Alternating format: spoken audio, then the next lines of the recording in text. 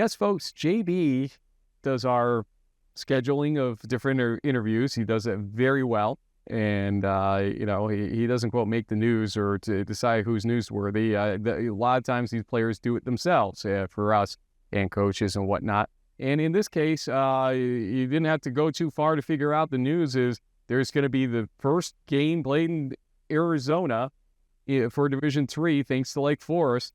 And so we thought, or JB did at least, that he'd go after an Arizona resident who goes to Lake Forest College and plays football, who's going to be going to Arizona to play football for one game against Claremont Mud Scripps before going back to Chicagoland. You get it now, I think. Or some, if you don't by now, we'll get it at the end of the show.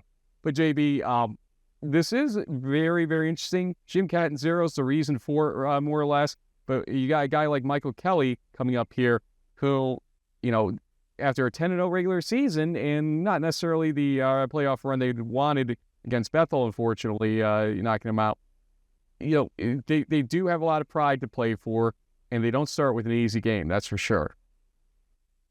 No, I mean, the Stags were an 8-win team last year, and they played Chicago about the same, score as the Foresters did. But, what I liked about Michael and his story was, as a defensive captain, this is a team now that doesn't have the Swiss Army knife of A.J. Jackson to score punt return touchdowns, receiving touchdowns, rushing touchdowns.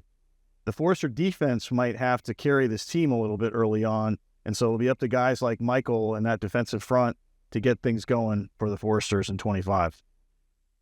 Let's go right into it. Michael Kelley here from Lake Forest College. Michael, thanks for joining us. Before anything else, I think I know why JB asked you to be on to join us for this interview. He goes through a lot of social media, and he saw, I think, this. And just for those that can't quite pick out maybe what's going on, small screen or whatever, there's you, it looks like, in this really good cowboy hat here. I mean, how do they convince you to put that on for this picture? That was actually my first time ever wearing a cowboy hat, and it's Vinny, like the guy next to me. It's his cowboy hat next to me. And I was like, you mind if I wear that for the pictures? He's like, yeah, go for it. That's awesome. JB, I got nothing. Go ahead. Well, I think the cowboy hat is appropriate because you're from Prescott Valley, Arizona, northern Arizona, closer to Sedona, and my favorite all-time Western, Tombstone, was set in southeastern Arizona. You guys have this for the first time ever. There's going to be a D3 game in Chandler, right kind of in the center of the state. I know for you, Michael, it's probably about a 2-hour drive for your family to get down there. But I imagine with all the Arizona guys on the Foresters roster, even though you're flying, I don't know how many 100 miles or 1,000 miles or whatever it is, this is kind of a home game for you guys, right? So pretty exciting. Tell us about how this whole thing kind of started and what the team's reaction has been. And now that we're literally a week away from this game happening, how does it feel? I'm excited. We've known since like freshman year, spring. So about like 3 years ago that we were going to play this game. But, it always felt so far away until like this summer. And for me personally, this summer it's pretty much been all I could think about, one more game back in Arizona. And I think that's pretty similar for all the other guys in Arizona too. They're excited to play.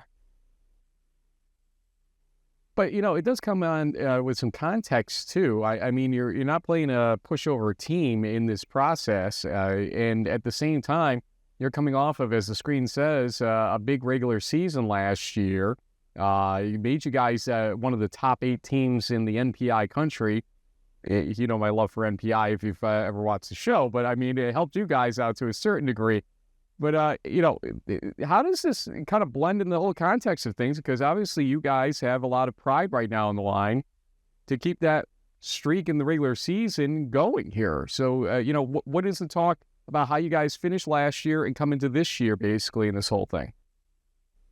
Yeah, I mean, the way we ended last year, the loss in Bethel, we kind of felt like we left, stuff out there. Like we had a terrible third quarter.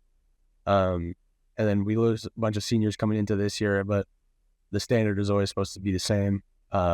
So we're trying to just continue that and keep the standard. That's what we've been doing for the last 4 or 5 years, and that's why we've been so dominant. Absolutely, and I think it is ironic in a way that the last win in the regular season was against Chicago, a 28-9 victory in Week 11. But if you look at Claremont's schedule from last season, they opened Week 1 with a victory over Chicago, 24-0. So in a lot of ways, you could say, syllogism, whatever, these teams are pretty fairly matched. Have you guys started looking at tape and game planning against the Stags yet, or is that going to start this weekend going into next week as you guys get ready for this game? We've been looking at some of their stuff. It hasn't been, we haven't really had like a game plan set yet, but that's all going to come on like Sunday, Monday, that kind of time. But, we've had their tape, been watching some of it. We know that I think they got a new offensive coordinator also, so we're kind of not game planning so much on their old tape, but trying to learn the newer stuff that they're going to be doing.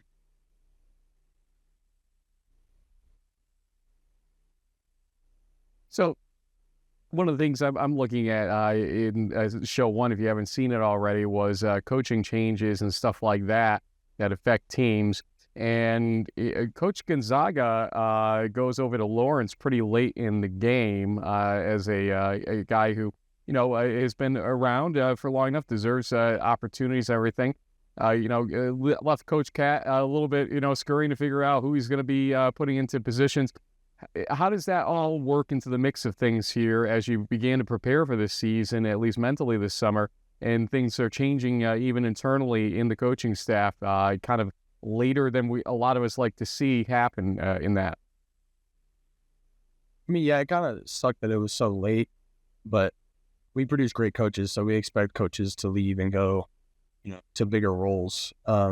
Like this is, the third time we've had a new defense coordinator, or I guess the second time a new defense coordinator, 3 different defenses for me to learn. But, kind of used to it. It's all pretty similar, just different, calls, that kind of stuff.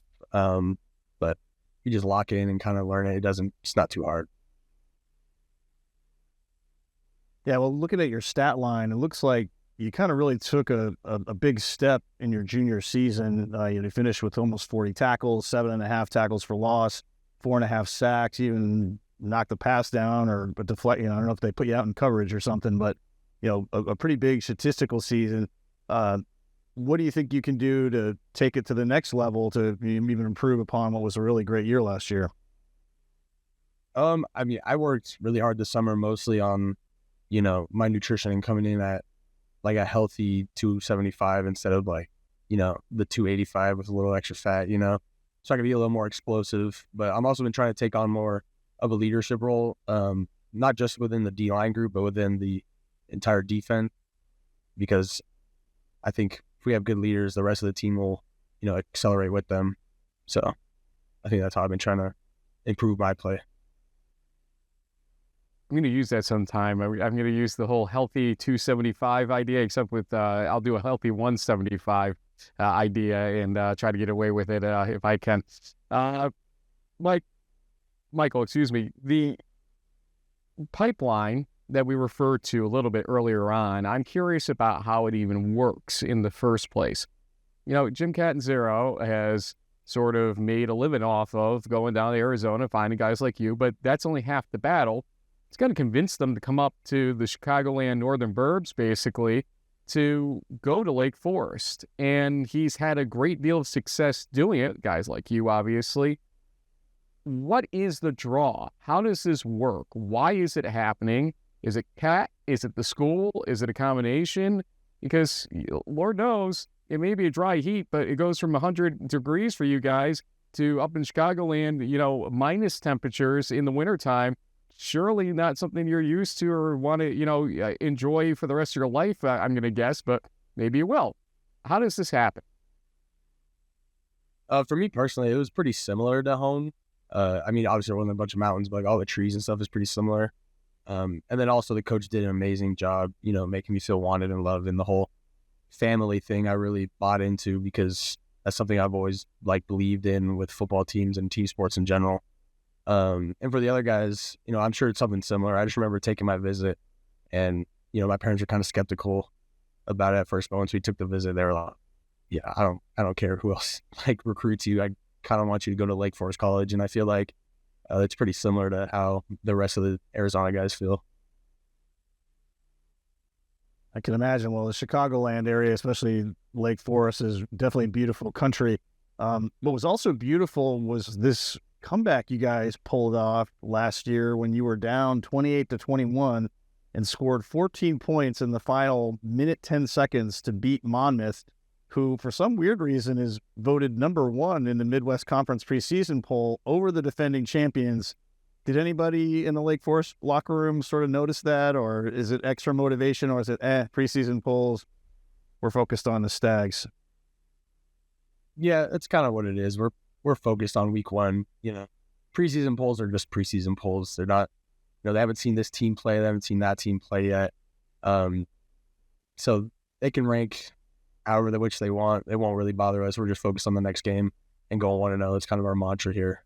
So, and with the comeback against Monmouth, it's kind of like what I was talking about, the whole family thing. Nobody really bought out with those last 2 minutes left. Everyone was bought in, and we have a great punt return, great stop on 4th and 1, and we're the conference champs. So, yeah, this is a team that obviously, loses a lot, but it has a great family and culture. And I was thrilled to actually get to see it firsthand last year during the Illinois College game that you guys won at home. It was a great atmosphere to be a part of in small school in some ways, but a big heart at the same time. And so Lake Forest has something good going on there with guys like you and under Kat's tutelage. I guess you're a senior here. The best thing to ask you is I have a feeling you're very well put together. We're expecting great things from Michael Kelley down the line here. So, Michael, what's next for you after school is done and, this part of the football career at least is over? Well, plan on getting an internship in the spring to kind of accelerate my career goals. And then, if everything goes perfect in a perfect world, I'll get a job back in Arizona also. But, I'm obviously open to anywhere at this point. But, yeah, I'm excited. Maybe I'll coach some youth football too or something like in my free. What are the career goals? What's your field of, study or field of want to go out into the business world? I'm in business management right now with a minor in entrepreneurship. So I don't know exactly like this job or this job kind of thing yet, but I definitely think getting the management world will play to my strengths well, and maybe one day start a business. There you go. I like that. Sounds like a good plan to me. Before we let you go, Michael, Coach Cat is kind of renowned for his hip-hop expertise, especially, when it comes to like Wu-Tang Clan and some of these like 90s, 2000 kind of hip-hop artists. Has he helped educate you in the world of hip-hop? Is that kind of I imagine, guys your age might listen to different stuff, but what is it like having a head coach like Coach Cat who's, doing Wu-Tang and stuff like that? It's fun. We definitely have a lot of variety on the playlist. The respect the shuffle thing is like our mantra here too.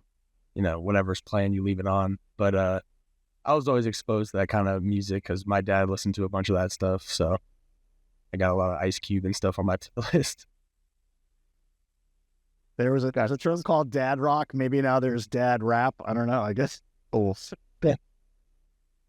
Now, on that note, Michael, great having you join us. As you probably know, though, we have one more piece of work to do here, and that is giving you the ability to do shout-outs to any family, friends, teammates, coaches, whoever you want. Michael Kelley, before you go back to Arizona for a game in Arizona, before you go back to Chicago, okay, I'm done. The floor is yours for shout-outs.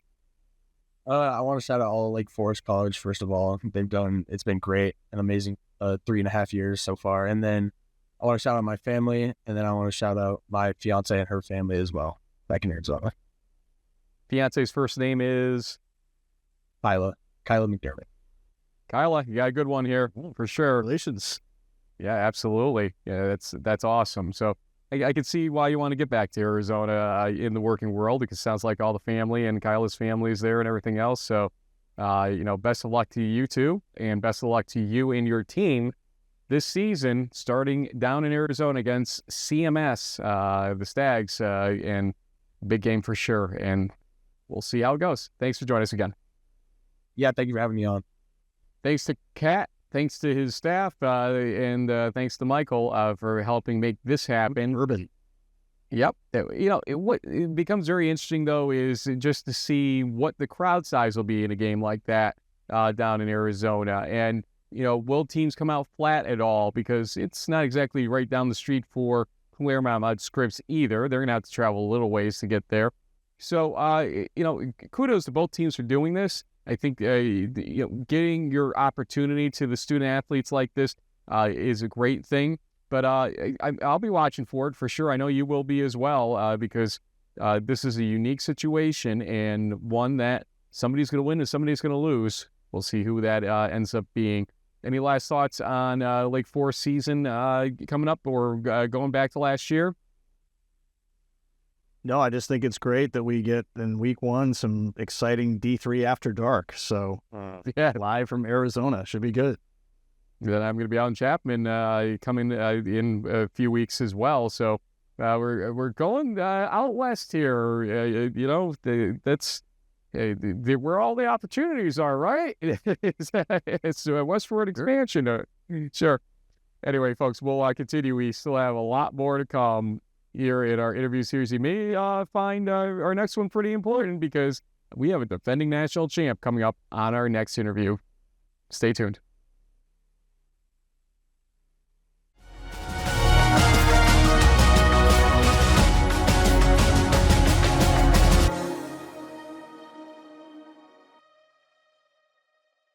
We aren't at the last yet, but we nearly saved the best for last in terms of at least the quality of the team scenario from 2024 season, because they were the national champions, North Central. And Rahmareon Roby, he's somebody that we'll talk about it in this interview. He's sort of been a little bit of a Swiss Army knife, to use a phrase you did in one of our previous wraparounds. He was a running back. He's a linebacker / cornerback or defensive back. He's found his home in the defensive backfield now for sure, and made a lot of noise there. And JB, I think you said about other teams in these discussions that a defense needing to step up because of some question marks on the offensive side. Now, we talked in show 1 about the running backs that are coming back for, North Central. And obviously there's a quarterback competition going on, and you'll hear a little bit about that, coming up here. But I think that defense plays such a huge, huge role this season if they are going to defend this title or get back to their 6th straight Stag Bowl this year. What are your thoughts? And yeah, as we said in the first preseason show, this is an offense that lost 4 starting offensive linemen. Luke London's graduated and is trying to play pro football. Joe Sacco's not there. I think they also graduated at least 1 or 2 receivers. Got Charles Coleman, who's good for 3 to 20, 90-yard runs if you need him. But defensively, Adam Check is gone. The linebacker core is definitely going to need to be retooled. So, players like Roby, who have been in the Stag Bowl the last couple of years, that have played key roles in the defense, are going to have to step up and really, show this new group of players, both offensively and defensively, how North Central gets things done. Well, Rahmareon Roby is going to be important for sure, and we talked with him about last year and this year coming up. Rahmareon, thank you for joining us. And listen, before we get into the down and dirty of the North Central, national championship defense and all that stuff, I want to talk about you for a second, because anybody that reads your bio and your career stats and everything, they see an interesting mishmash of stuff for you. You started as a running back, I believe, when you came into North Central. Then you converted over to kind of a linebacker, cornerback, according to the way it's written. And then you kind of have really installed yourself as a quality defensive back. Tell us about that road, changing from the offense to the defense, and then from kind of more of the frontline-ish defense to more of a back secondary type guy. It's been quite a road. Are you happy with where you're at right now? Yeah, I'm very happy with where I'm at right now. I started off as a running back my freshman year, and I got moved around a bunch of spots. My freshman year, even played receiver for about a week and a half. And then before I fully converted to DB, played some nickel, and then I fully transitioned to cornerback. And then, our defensive coordinator likes to mix me in at nickel sometimes and some corner. And, I'm very happy with where I'm at. I mean, I had the opportunity to get more snaps on the defensive side. That's something I sat down with the coaches and we talked about. And they thought, it would be a lot better if I could play, more snaps on defense versus, splitting carries at running back. So, I mean, it all worked out, and I'm grateful to be on the defensive side of the ball, and it's a lot more fun to hit people than get hit. So, Yeah, absolutely. And when we last saw you in January, you had got a few hits in, 6 tackles, a tackle for loss. You had 2 pass breakups. I don't have a trophy or anything to give you, but I named you the defensive MVP of Stag Bowl 51. And I know it was sort of a culmination for this 40, 50-something, kind of double senior class for you guys. Now that you're in your senior year and you have your senior class, what's been the transition like having this big group move out and a lot of new guys move in? say the biggest transition is just, getting people to lead, people that, maybe have sat back a little bit because we had such a big senior class before with all the COVID and seniors and fifth-year seniors and stuff like that. So now, with our class, just getting, all the seniors in our class to know that it's their turn to lead, and, whether you're a captain or some type of leader position role on our team, just know that your voice is heard and that the underclassmen are looking up to you, so they know what the standard is and they know how things operate around here. Coach Spencer has definitely set a standard after Coach Thorne had sort of begun setting that standard. And of course, we want to send our best out to Coach Thorne and his health issues, obviously, that we've been chronicling. But Coach Spencer, is a tough guy to please out there. He's very even-keeled in terms of the way he carries himself publicly, but I know he can definitely get on you guys and has a certain expectation level. What's your relationship like with Coach Spencer? And tell us what makes him such a great head coach to the degree that you guys have been to the Stag Bowl, 5 seasons in a row, technically, when we go back behind COVID? Yeah, so I have a great relationship with Coach Spencer. So our senior class was his first class, it was him being a head coach. So, that just makes everything more special. And from the first time I sat down with him, I knew he was a genuine man, and that's the biggest reason why I committed, because our conversation was so authentic and real. And, he's a great man, and he leads in a great way. The leadership and the standards starts from the top to the bottom. So he really, reinforces that idea, and he keeps everyone, never too high, never too low. And he just, makes us work on the little things every single day.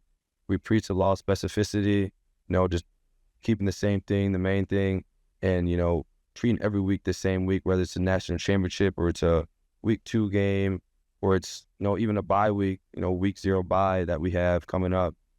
Whether it may be that or, we're just keeping even keeled and always reinforcing the idea that there's room to grow, and, it trickles from top to bottom. And that's why we're able to have the success we have, just because of him. Absolutely. And yeah, speaking of that, week 0, week 1 bye, you get to kind of rest up a little bit extra. We'll see how the first week pans out. Second week of the season, you guys welcome Oshkosh into Naperville, a D3 opponent. It's not a D2 or NAIA or whatever, What is that how does a team feel about having a WIAC team coming in for the first game? Obviously, we're excited, no matter who we get to play, we'd be excited regardless, because it's been a while since we got to play football. But, they come from a great conference and one of the best conferences in D3. So it's a great challenge, and it's going to see where we're at. Obviously we lost a lot of players, so it's going to be a good testament to our team and the work we put in over camp and, leading up to this week. They're a great opponent, and, I think we're great, obviously. So it's going to be a fun game, and, we're going to be ready to go. Our coach is going to have us ready to go. So it's going to be a great environment, and it's a great week 1 challenge for us. But Marion, you got to give us a little inside scoop here. I'm not naming or asking for you to name names or anything like that, but since you are a defensive player, you are seeing in practice the QBs that are going to be whomever they pick the next Luke Lannon, okay? And I'm not sure if there's somebody that can truly replace Luke Lannon because of what he was and what he did over those 4 years. But, I mean, what are you seeing? Let's scout it out for us a little bit here. How does the quarterback camp look right now at North Central since you're getting the bird's eye view from the secondary? I mean, we have 3 great quarterbacks who are in a competition battle right now, and they're all doing great. I'm extremely confident we're going to be a great place to be come week 1, whoever's the starting quarterback. Nothing's set in stone right now. I mean, they're all competing for the job, and, each of them are fantastic. They're great players. And that's the thing about North Central is that, we always reload. We never restart. So we're going to be in a great position come week 1. And, our quarterback is going to be ready, whoever it is, come week 1. Obviously, I can't share that, obviously. But, I mean, we're going to be ready to go regardless. And, they look great. Just know whoever's going to play us, they're going to have their hands full at quarterback position. Coach Spencer's going to be calling me any second now for even asking that question. So I know there was a little bit of red meat question there. My bad, everybody. That's all good. Any plans for after college? Obviously, we've seen some North Central guys go in both the professional coaching and other ranks. What's your plan for once this season is over? I assume hopefully in January for you guys. That's always the goal, right? But what are your future plans? Obviously I know I'm more than an athlete, so, but obviously everyone's dream is to go pro, play at the next level. I'd love to go compete at a pro day, and just see where that takes me, but it's not the end of the world if I don't get the opportunity I want. So the biggest thing I'm trying to do right now is get into sales after school, and I'm just really just focused on what's happening right now at the moment, but obviously it'd be nice to go to a pro day and compete there and see where that takes me. But at the end of the day, our coaches do a great job of setting us up for successful careers after school. So I mean, I'll hopefully land a great sales job. That's my biggest goal right now. JB, get on this. Come on, he's a recruiter. So JB's gonna have some names and thoughts on that one. We'll see what he's able to do for you. But let me ask you something, because one of our good friends is Ethan Greenfield. Greedy and I have, gone back and forth on Twitter and stuff like that. But, all love, and he's a great guy. But also somebody that went in, has been trying to continue that dream of continuing football after his North Central run. I mean, what does it mean to have a guy like him to be able to turn to? Because I know he does stay very much in touch with the program. Since he's been gone, and got to talk with him actually at the Natty, at the bar next to the Natty, I think is probably the best way to say it, with the North Central crowd there last January. But I mean, guys like him and others out there, what kind of network is formed for you guys to be able to look at what that next step means, whereas 6, 7, 8 years ago, that didn't really exist at North Central to that degree? I mean, it's huge. I mean, it helps a lot, having that pipeline with those guys. And I know I actually spoke with Greeny a few weeks ago. Me and him keep in touch. Me and him have been close ever since I got here. Me coming in at running back. He was actually we assigned little brother, big brother roles for upperclassmen and newcomers who come to camp. And he was actually my big brother when I came in. So me and him have a great relationship. I talk to him all the time, and he always lets me know that if I ever want to chase those opportunities, that's something I can definitely do. And, guys like him and D'Lo and Fortier, guys are, made that push to play at the next level. They've really opened a lot of opportunities for, kids at North Central College who, want to compete there. Well, absolutely. Well, Rahmareon, we've had a really great time chatting with you. I know you got a lot on your plate with the preseason and getting ready for the game against the Titans. As is the tradition on our show, we'd like to give you an opportunity to give any shout-outs to friends, family, teammates, whomever might be tuning in for this. Yeah.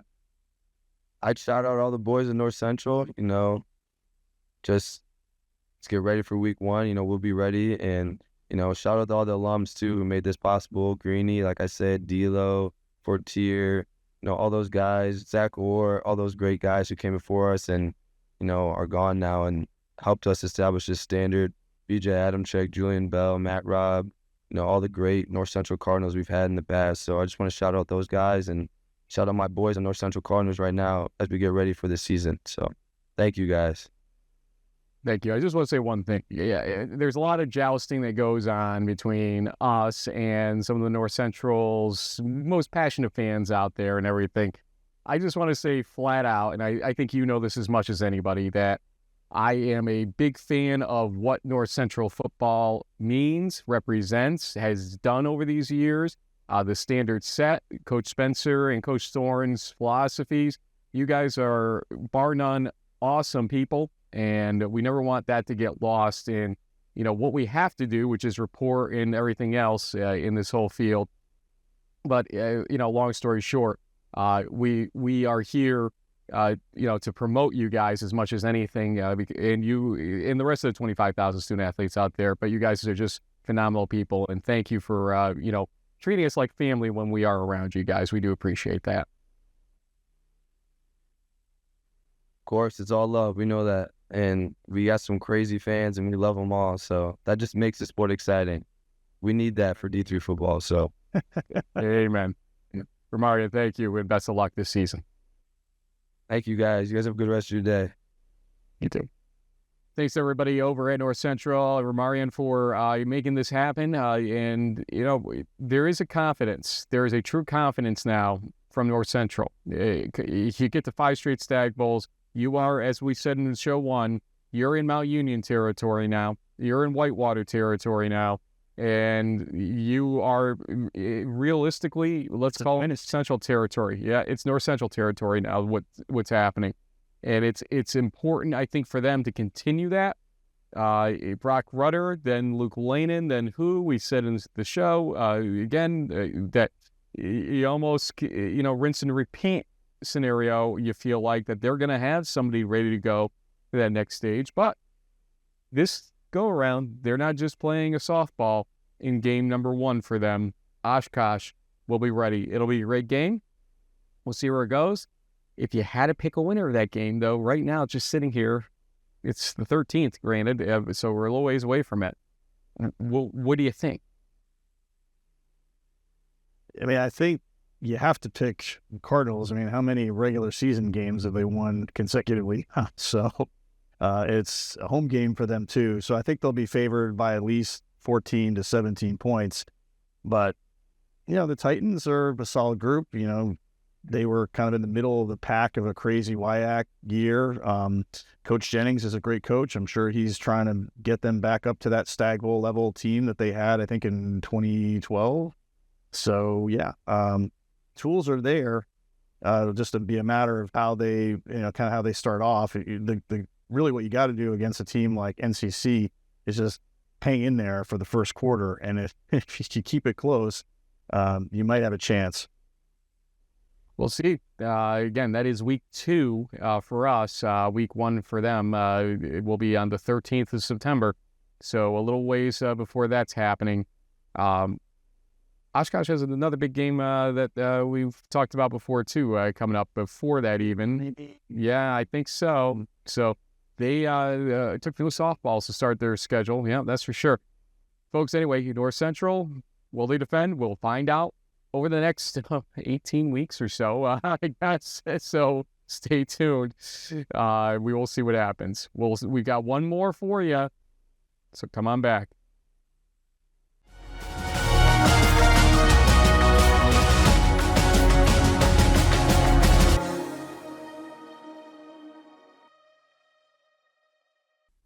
Finally, this is it. This is the last, player interview series interview we're doing here. I know it. I feel like I'm glued to my chair doing all the wraparounds for it. But well, okay. We got one more to do because we can't get away yet. 10. Yep. Ethan Gallagher from Whitewater. And this was a team that I said would be a surprise team this year insofar as anybody underestimating Whitewater. is a fool to do so. And for as much as the River Falls, Platteville's, and La Crosses are starting to speak up, maybe the Stouts even, Whitewater still has what it takes in terms of the facilities, the history, the alumni base. Those are still hugely necessary. And they have a great head coach. Jace Rendell is a good guy that understands football in Division III as much as anybody. I said it in the first show. But last year it didn't pan out. This year, JB, that defense has to hunker down to allow for that offense to really get revved up as the season goes along. Your thoughts here? Yeah, well, what we saw last year was that Whitewater lost some close games, and they got beat up in a couple of them. So yeah, guys like Ethan are going to have to step it up a little bit and try to get the new Warhawks that are going to be stepping into new roles to really produce at this. I mean, a 6-4 season is good for most teams, but for Whitewater, who are used to going 15-0 or 14-1, it's a big difference. So they know that what they need to do to get to that, national championship level. Can they do it? That might be one of the more interesting stories of the season. Let's hear from Ethan. Ethan, welcome to In the Huddle. I know you just had the Whitewater Media Day, so I guess this is your In the Huddle Media Day here. Obviously not the season that Whitewater wanted to have last year, and you're kind of coming into this year with fourth place in the preseason rankings, kind of a weird underdog situation. How did the team feel about it? Yeah, so I mean, 6-4 at a lot of places is an all right season, and that's not the case at Whitewater. So, we came out fourth in the WIAC, which is not the standard, not what people are used to. But in the grand scheme of things, the preseason rankings are pretty insignificant. At the same time, though, it's hard not to see that stuff and feel a certain type of way about it, especially for a guy that's been in the program. I said it earlier this week to the media that, if that doesn't heighten the flame a little bit for you, then maybe Whitewater isn't the place for you, because this is a successful program. It is something we take a lot of pride in, and that's part of our culture. So, like I said, in the grand scheme of things, it's not going to change the way we go about our business or the way we play football. But really, it is pretty insignificant. It's preseason rankings. It is what it is. Somebody that's been around for a bit here that people have been kind of looking to here is Coach Rendell. And last year with 6-4, and as JB pointed out, the respect level that's come here with, or lack of respect in a lot of ways, with the preseason rankings for the conference. What is he saying? What was he saying through 6-4 last year, and what's he been saying this preseason to get you guys kind of revved up the way that people, as you said, kind of expect from a Whitewater program? Yeah, I think it all starts from within, and in a great culture, you got to have a guy at the helm who's got a good grasp and can move people and control the crowd and keep everyone poised. So 6-4 is a bumpy road for us, and I think we got through it all right. Obviously it's not ideal, but after you drop a game, there's only so much you really can't do anything after the fact. So you just got to move on, keep pushing.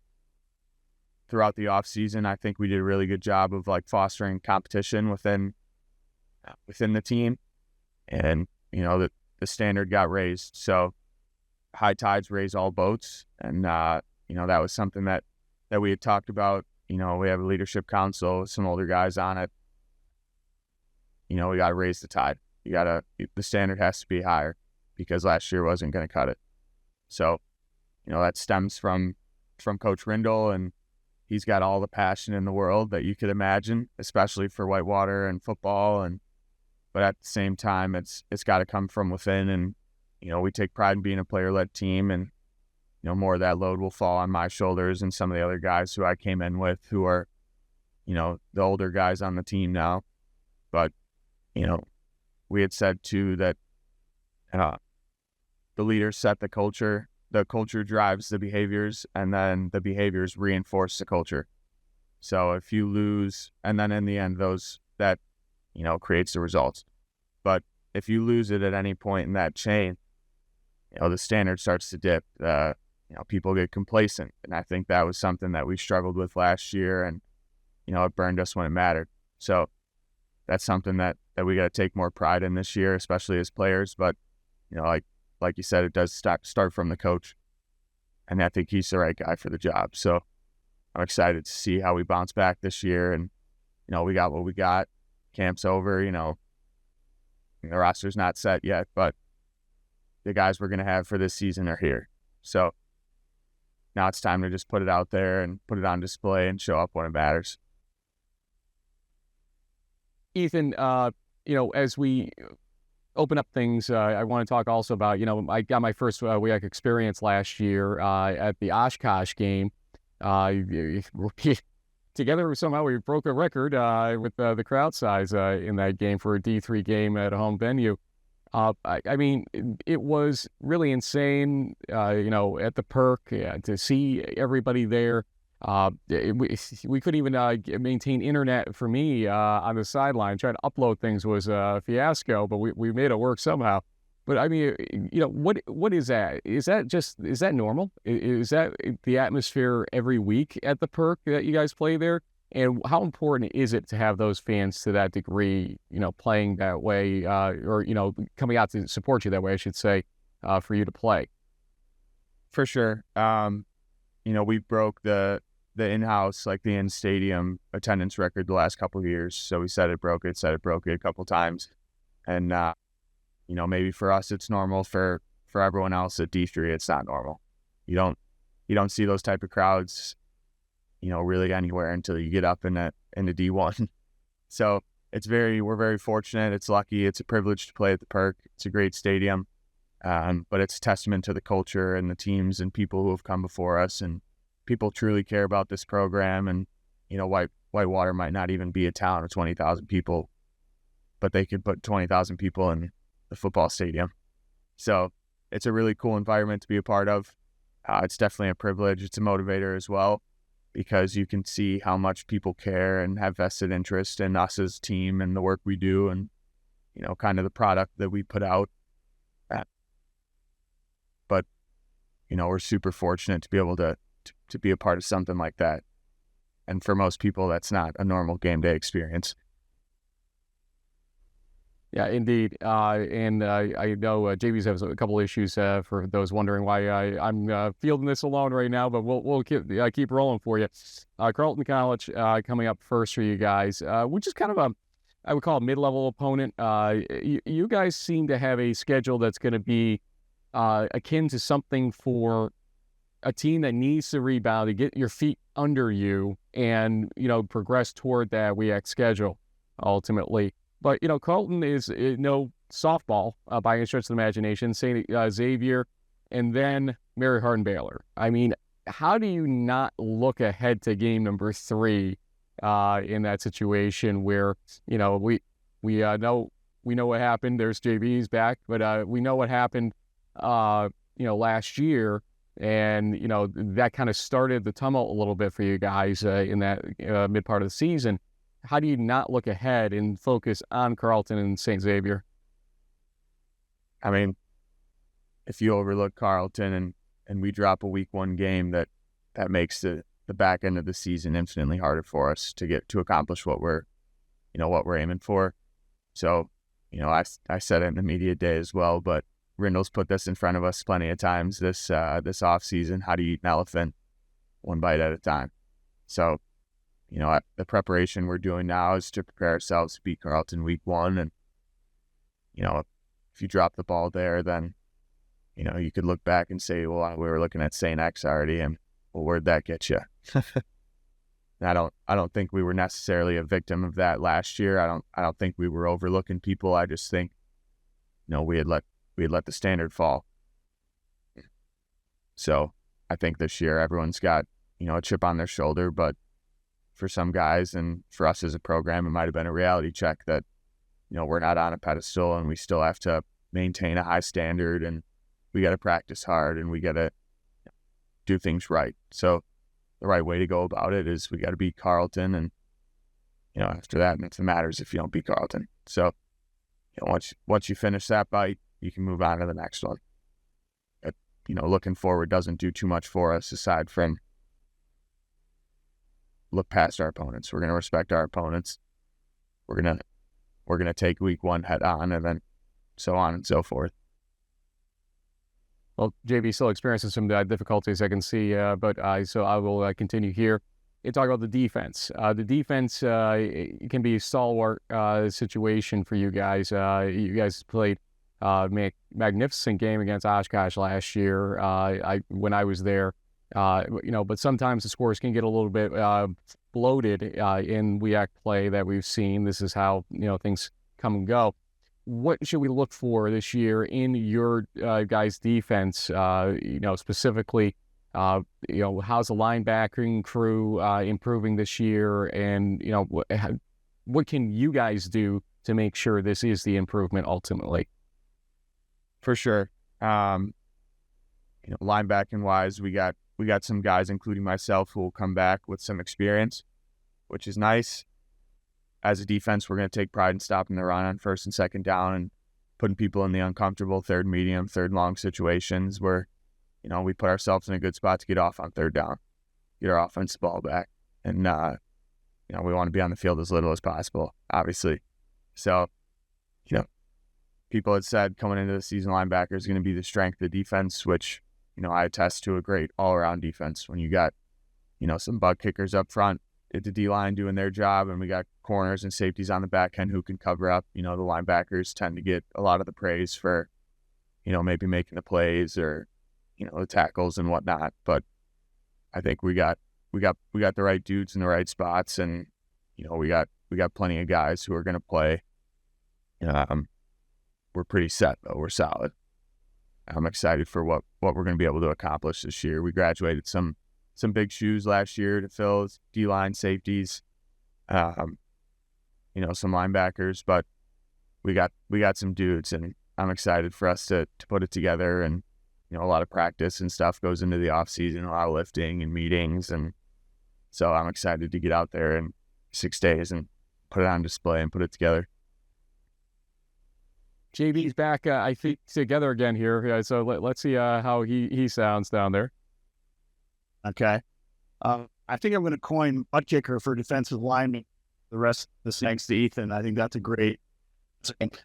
I know we've been talking a lot football, Ethan, but I'd love to talk a little about you personally, being that you're from Homer Glen. How the heck did North Central or Aurora not pick you off, being that you grew up right by these campuses? How did Wisconsin get on your radar? Just love to hear a little bit about that story, because I look at the map here, and Naperville and Aurora pretty spy. How can these turf be in faster singers? Isn't that? They sure are pretty close. And so my senior year, I had a coach Kishline, who played and coached at Whitewater. I also there was a guy a year older than me. He was a long snapper last year, Quinn Kelley, who's from Lockport. And a couple of his buddies were up here just for school, but they were from Lockport, which was the high school that I went to. So there was kind of a little built-in pipeline there. And, Coach Martin, Coach Rindle, Coach Cortez, they all recruited me, really a joint effort. And I fell in love with it. I don't mind the extra hour 20 drive up there to be at Whitewater. And, looking back, I'm three years removed from that decision. I wouldn't have it any other way. I think I'm right where I'm supposed to be, and I'm happy with my decision. And I did get recruited by North Central, not so much Aurora, but I'm happy with my decision. And there was definitely a little help there with Quinn and Coach Kishline, but it's still only 2 hours away. It's not like I didn't jump across the country on them. Good point. Last question before we let you kind of shout out everybody. What's next for you after school is done? Because we're not trying to rush you through the season or anything, or through your last year, but we know you kind of have to leave at least the football aspects of things after this from the player point of view. So what's next for Ethan Gallagher? For sure. I'm getting, I'll graduate this year, 4 years with a business analytics degree. And we got a pretty accredited business school here. So hopefully that sets me up on the right path. I worked a pretty cool internship this summer. I was in downtown Chicago. I was working at a diamond retailer, but I was doing a lot of back end stuff. They were building out a website stuff. So I helped out with that. And I really enjoyed it. So I could see myself getting into something like that. Awesome. Last thing I want to ask you is for any shout outs you have for family, friends, teammates, etc. Ethan Gallagher, the floor is yours for shout outs. Yeah, for sure. Got to thank the parents first. A lot of sacrifices and whatnot have gone into sports and athletics as a whole throughout my whole life. Can't imagine where I'd be without those guys. Shout out to my little brother. He's playing at Platteville, so little rivalry there within the family, but I'm happy for him, and I'm excited to see how his season treats him. And just thanks to the coaches and the players for making this such an enjoyable past 3 years coming into senior year here. Like I said earlier, wouldn't have it any other way, and that's testament to the culture and the people. And I couldn't see myself anywhere else. I wouldn't want to be anywhere else. I'm trying to get the information here real quick to see your brother's information here. Let's see, Drew. Is that who it is? Okay. He's a defensive back, so you're not going to go against each other, at least, on the field per se, unless they install him as receiver at some point. But, how do you guys deal with the, trash talk at home and everything and that? Yeah, well, so he played quarterback all of high school, and he knew kind of that, quarterback probably wasn't going to work out to play college, so they recruited him as a DB. They have a great staff too. He fell in love with their staff, kind of in the same that I did with Whitewater. So, I tried to be hands off in that decision making process. I didn't want to try and sway him into something that, he wasn't all in for. And he took the eating a little too serious second semester last year. So he's actually playing linebacker too. Oh, he's playing middle linebacker. So we're playing the same position. So I'm excited for him. Maybe I'll see him on special teams. Maybe. They're good points. Ethan, appreciate your patience, and we had some technical difficulties from hell on this one, but we waded through it, and you've been a trooper, so we appreciate your help and your patience on it. And I appreciate Whitewater and the love that we've gotten from them over the years, and hopefully I can get to another game sometime soon to see you guys play. You guys are my first Stag Bowl in 2007. I was on the sideline for that win. That was my first Stag Bowl on the sidelines ever. And so I have a special place in my heart for Whitewater for sure. But I know you guys want to get back to that, so you can say that you were my last Stag Bowl as well if I were ever to quit this year or after this year. So we'll see how it goes. Best of luck to you guys this season. Yep. Thank you guys. Have a good one. You too. Thanks, as always, to Angela and Coach and Ethan for making this one happen. JB, I kind of look at what's happening, Lance Leipold in Kansas and the, whole new stadium thing and, him getting that national attention and everything. But one thing I know about Coach Leipold is that he's still watching Whitewater. He's still out there promoting Whitewater. Yeah, he still loves that school. It's what made him who he is before he went to UB and then to Kansas. And, how many people can tout that aspect of their program as well? I think it's very important out there for, Whitewater to be able to do that in a Wisconsin public college university structure that is highly competitive right now, for sure. And guys like Ethan, they're going to, see the highs and the lows for sure, but there's going to be more highs for Whitewater, I still think, than lows down the line. Just looking back at the last decade, the WEAC's been wide open. Give me your quick 30,000-foot view about this conference before we head out. Yeah, well, you have one side of the fence that says it's the best, and I guess there's a lot of statistical things you can quote to prove that or whatever. But what we've seen the last 2 years is these teams have fizzled out in the playoffs early on. They've struggled in some of their bowl games. I mean, Whitewater lost the Stag Bowl in 2019. That was the last time a WEAC team was even in the Stag Bowl. So even after a few decades of dominance, we have seen a decline. And let's be honest, I mean, maybe it's because these other programs have risen up and the competition for recruiting has sort of evened the playing fields. And so maybe you don't have that one superpower anymore. So can Whitewater catapult themselves back up to the top? We'll see. And lacrosse and other teams will have a lot to say about that. Whitewater's taken on some tough teams out of conference too that they might take some early losses to, but ultimately, if they win their conference or they end up 8-2 or 9-1, they're in. That Baylor game, that's just a key one to circle ultimately, and we'll see how it plays out for both teams down the line. JB, time for football. Let's get out there. Mayor's Cup coming up. Oh. So make sure if you're watching this on Thursday before that kicks off that you tune into our other avenues to watch our pre-game coverage and post-game coverage and even in-game coverage of the Mayor's Cup, among other things, all weekend long. Thanks, folks, for joining us. We'll see you soon.